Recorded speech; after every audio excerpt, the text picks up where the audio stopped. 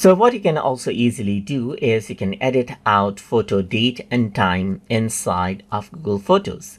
So for that, I can go ahead and select out a particular photo right here and then click on the three dot button, and then you can see that edit date and time is an option. So here you can see that I can go ahead and change the date. I can even go ahead and change the time zone and then change around the year and everything else right here, as you can see right here, like 55, and click on save.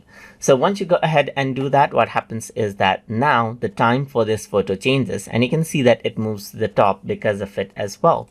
And this is what you have. So if I were to click on it, then you can see that over here in the details, in the info section, if you were to go on the details, you will be able to see the time details attached to this photo. So that is how you can go ahead and then simply edit out the photo date and time as you like inside of Google Photos. So hope you guys learned something as always. And as always, please like, comment, share, and subscribe.